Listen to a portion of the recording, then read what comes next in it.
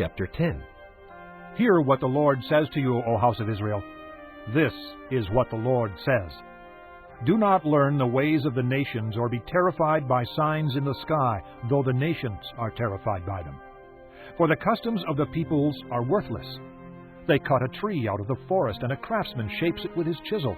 They adorn it with silver and gold. They fasten it with hammer and nails, so it will not totter.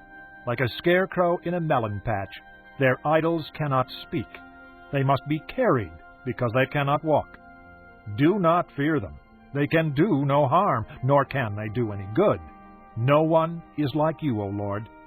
You are great, and your name is mighty in power. Who should not revere you, O King of the nations? This is your due. Among all the wise men of the nations and in all their kingdoms, there is no one like you. They are all senseless and foolish. They are taught by worthless wooden idols. Hammered silver is brought from Tarshish, and gold from Uphaz. What the craftsman and goldsmith have made is then dressed in blue and purple, all made by skilled workers. But the Lord is the true God. He is the living God, the eternal King. When He is angry, the earth trembles. The nations cannot endure His wrath. Tell them this: these gods who did not make the heavens and the earth will perish from the earth and from under the heavens. But God made the earth by His power.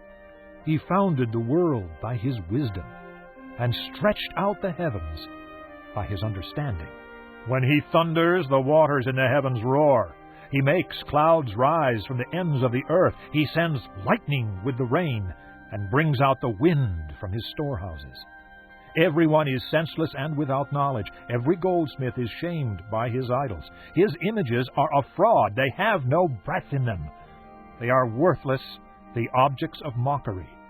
When their judgment comes, they will perish.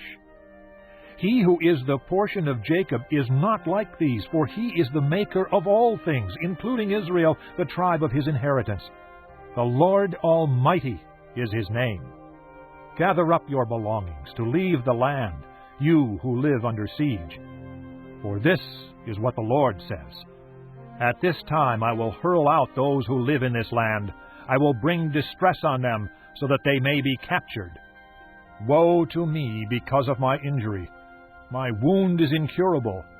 Yet I said to myself, this is my sickness, and I must endure it. My tent is destroyed. All its ropes are snapped. My sons are gone from me and are no more.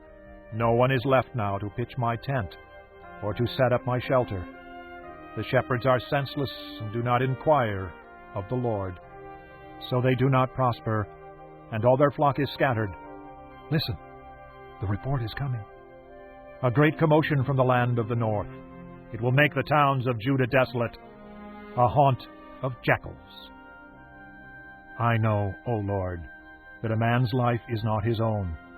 It is not for man to direct his steps. Correct me, Lord, but only with justice, not in your anger, lest you reduce me to nothing. Pour out your wrath on the nations that do not acknowledge you, on the peoples who do not call on your name. For they have devoured Jacob. They have devoured him completely, and destroyed his homeland.